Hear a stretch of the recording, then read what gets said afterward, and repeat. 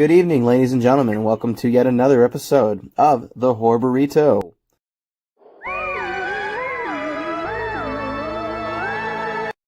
As always, I'm joined with my amazing co-hosts, Zach Baby TV.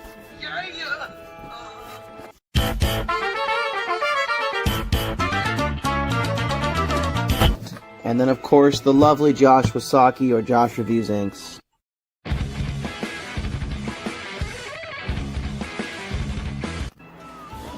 What up, y'all? Damn. We're not going to have Brandon Sime with us. He's on a trip with his daddy. Now, this was Josh's recommendation, if I'm not mistaken. Yes, it was my recommendation. Okay, we are now following a format in which each of us recommend a horror movie in a certain pattern, and we go and watch it. Last episode was Hellraiser, which is almost out. I'm finishing up the final touches on that.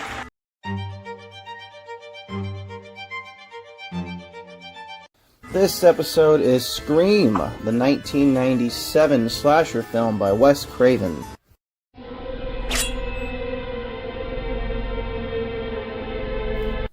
Josh, since you picked...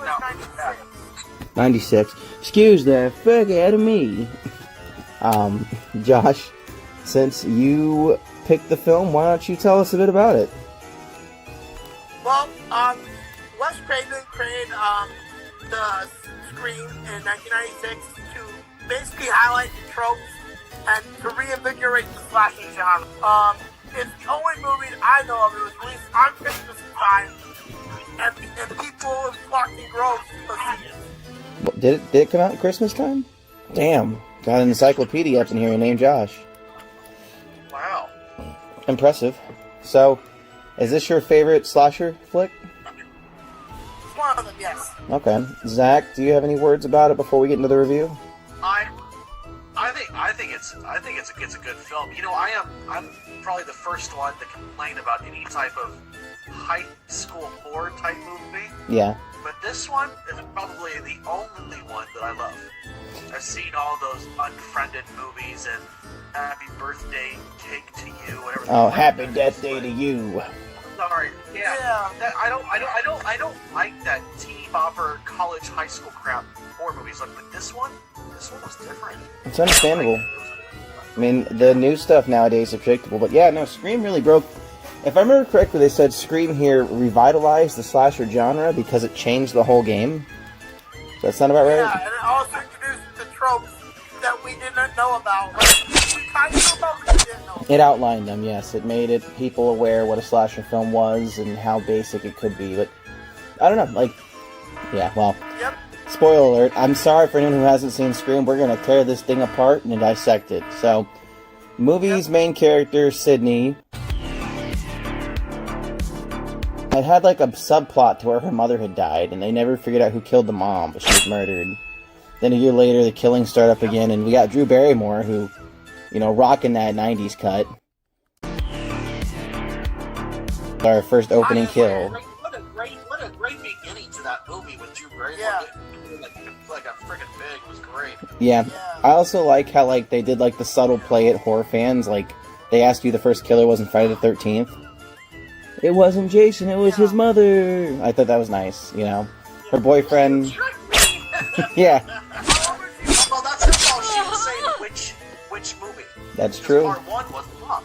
That is true. So, yeah, but it wasn't meant to be a trick, and it worked. He was gonna kill her anyways. It doesn't matter. Yeah, he was just playing with her. Purposely, I can't say this once, though. It's been proven that if you guess the questions right, you might say sexually. Dude, she wasn't meant to be the final girl, although she was put on the poster to be one, and I like that tease there. Like, they played with us. She never had a fucking chance, but I like that, you know? I mean, I wasn't a huge fan of Sydney, I'll be straight up. Like, I don't have a problem with Sydney as a character, but she just came off as, like, a little too whiny for me. I rather would have seen Tatum be the final girl, plus Tatum was hotter. Yeah. The reason why I liked Sydney is because she was originally in an episode called The Dangerous Soup from Are You Afraid of the Dark on Nickelodeon. Really? Yeah, I know. Yep. I'm not too well versed. I mean, did you guys see the twist coming? Because this had, like, one of the best movie twists, in my opinion, where you kept you guessing. Who the fuck was the killer? Who is it? Yeah, when I first saw this film in my when I first saw it, I was literally like, wait, are you the killer? No. But then he just died. Are you the killer? No.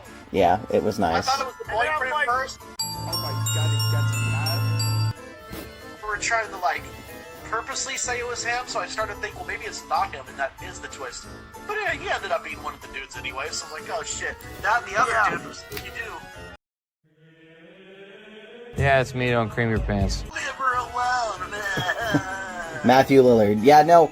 See, that really threw me off. There's multiple killers, but I like that because you don't see that very often. They really broke the mold with this Usually one. one person. Yeah.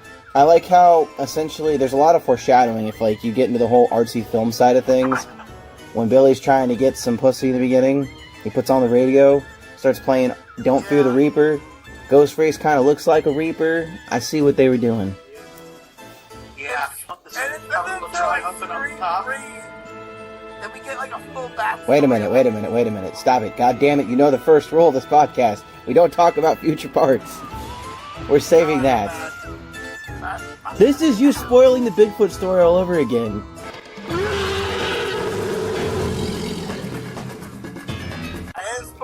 Pause. Pause from the podcast real quick. I'll edit this part out. Did you hear about this, Zach?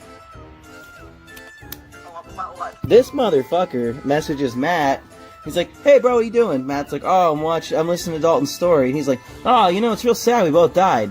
Well, Matt dies in the very last fucking minute. And Matt's like, "What the fuck? You spoiled it." And Josh is like, "No, I didn't." And he's like, "No, you really did. You fucking spoiled it." And he's like, "Yeah, no, you didn't know. You don't know how you died, so it's not really a spoiler." You can't see me, Josh, but I'm fucking glaring at you. Unpause. So yeah, don't fucking talk about future parts. Don't spoil. Okay. Like, a lot of topsy-turvy twists and turns, a lot of memorable characters, and a very sweet ending. I thought it was the dad for a while. Anyway. Dad, why would he want to kill his daughter? He killed his fucking... Think about it. One, he could have killed the wife. Then he's gonna kill the daughter. Insurance. He's gonna go... We all have to admit, what do we think of Garrett Weathers? I mean, Courtney Cox. You're talking about the, Monica. Reporter? Yeah, Monica from Friends. I mean, she was okay from Friends, but I mean, I never thought she was like super hot growing up. I just know when I was a teenager, I was into the blonde chick would die from the garage door. Yeah, I wish she would have been the final girl. The big forehead. The Paige from Charmed. Tatum. Character name was Tatum. I like. Big butts and he cannot lie. I mean, they're all good. They all. My favorite character for Scream always been Officer Dewey. Oh, love Dewey. Oh, they're talking about favorite characters? Oh, I thought you were talking about who you had a crush on. Yeah, no. Dewey was a really good character, and I'm really happy he survived because he gets set up so many times for tribute fodder. Yeah. So, Officer Doofy was cool. are we talking about the parody Scary Movie? Doofy. Officer Doofy. Okay, so Brandon Sime may not have been here in podcast because he's on a trip with his dad, but he wanted us to tell everybody that he really enjoyed the movie. He wishes you all a Merry Christmas. He wished he could be here, unless you're Josh, he wished you a Happy Hanukkah. He also quite enjoyed the Tatum, and he thought Billy's hair was stupid. Oh, Billy's hair was cool. He didn't like it. Oh, Billy's hair was stupid. Man, that was a 90s thing. I had the same hair. You could totally rock it, too. Everybody had the split in the center within your face. That was what was in back then. Yeah, you're right. Just like that, like, you shave the back of your head bowl cut style. That was popping, too. So, alright, so Brandon rates the movie an 8.5. Everybody go check out Brandon's channel. He makes a lot of video game stuff. This shit's divine. It's like the singing of fucking angels. Josh, since this is your piece de resistance, what do you rate it? I'm gonna be honest with you, it's been the first time in I think 3 episodes I've ever done this. 10 out of 10. You think it's a perfect fucking movie? Yeah, I think it is. Wow. I don't find anything wrong with it. Okay. Zach, what would you rate this on a scale of 1 to 10? I'll give it a solid 9. Fuck yeah. It's better than most, but it's not the best. But it's definitely it's amazing, but it's not a 10 to me, but it's a 9. I'll meet you in the middle, and I'm gonna slap it with Brandon at an 8.5. It was a really good movie. Damn, let me do some quick math here, figure out what we had just scored this motherfucker. Josh, give us some other notes while I do this, since I'm a little busy. Okay, so, Scream, raked in, I think, 2.4 million in its first week in the box office. Jesus. Overall, around the world, it made almost $1 billion. Holy motherfuck. Alright, sorry to cut you off here. Average score for this movie out of the 4 of us is a 9. A 9 out of 10.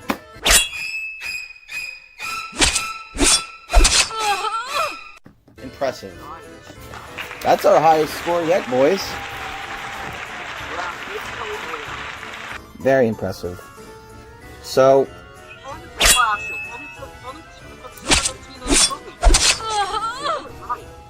Yeah, no comedy. That's the problem with these. yeah. You know what's sad, though? Like, this is part of Wes Craven's legacy, and we'll never get anything like this again because he's dead. I mean... They're making a number 5, supposedly. I know. Yeah, Scream 5's coming, but do you really think it'll be any good? Who knows? If it's Wes Craven's kid, I don't want to supposedly was floating around, and his son's going to be directing it, then we might have a good movie. No, I'm sick of I'm sick of them doing that. They're making Home Alone again. I heard about that. How about this? Josh, let me make a point right now. And I'm gonna break our one rule, just because we're on this fucking subject. Have you seen 4? Yes, I've seen 4. Okay, do you really think a 5 is needed? Not really, no. Exactly. I'm still going to see it. It's all for a quick buck. That's all it is, because they have no ideas in Hollywood anymore. Honestly, I think what they did with Scream after, like, you know, so they, instead of rebooting it, I like what they did with MTV. Like, did anyone see the Scream TV series?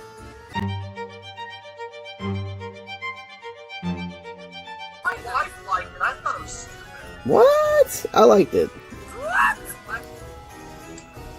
I didn't like the TV show. It was too. I don't know. I didn't like it. Ouch. I don't like the a lot of these shows are. I've watched it 3 times through. I love it. I watched it 4 times through. My favorite character is the lesbian girl. Oh, Audrey, yeah, she's a badass. It pays a lot of homage to the older movies, and it really was good. Even, like, the reboot, because they canceled season 3 and they started over. Even that was good.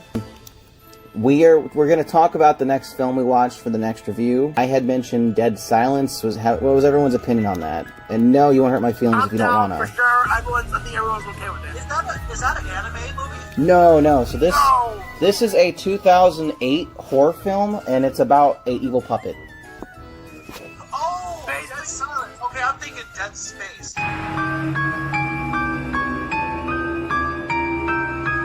Oh, I got you. Now, Dead Space was a terrible movie. It was a great game, but a terrible movie. I can tell you right now. Save your time. Yeah. You'll just be sad. I know they're making the second one. Now, they had attempted to make a real movie out of it, and that would have been more badass. Oh, is that what it was? No, they made 3 Dead Space games, and then it got canceled. Then no one wanted a 4th one. Oh yeah, that shit gave me nightmares. Anyway, so, if we're all in agreement, the next movie will be Dead Silence. I've seen it. I'm down for it. I've already watched it. Fuck yeah. So that'll be our next one. I'll make sure Brandon's briefed on that. Do we have any closing notes on the movie? Anyone want to say anything about it and or something for their channel? Starting tomorrow, I will be doing my 8 nights of reviews. Starting with Star Wars Episode 9. And I am studying for a test on Saturday night, but I'm trying to work on a new Dogman video. Woo! Jack and Dogman. And Dalton, are you working on another scary story? Yeah, I want to hear some more of that. At the moment, I am finishing up last week's podcast. This one will obviously be another working project. I should do another one, but I've been just so busy with work because I changed my job. I mean, I haven't really even put thought into it. I should, though. I don't know, you guys want to hear more Bigfoot shit?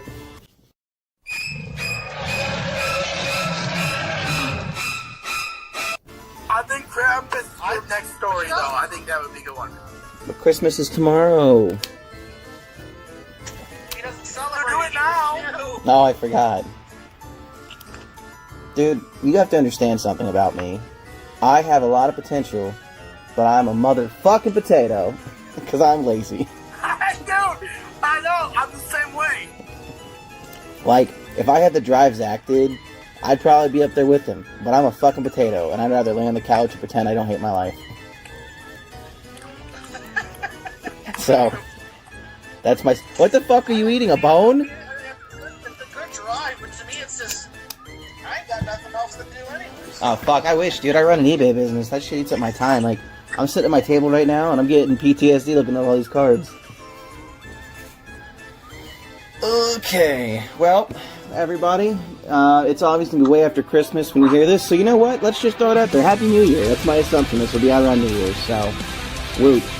2020. Look forward to maybe some Burrito merchandise. I've got that in the works.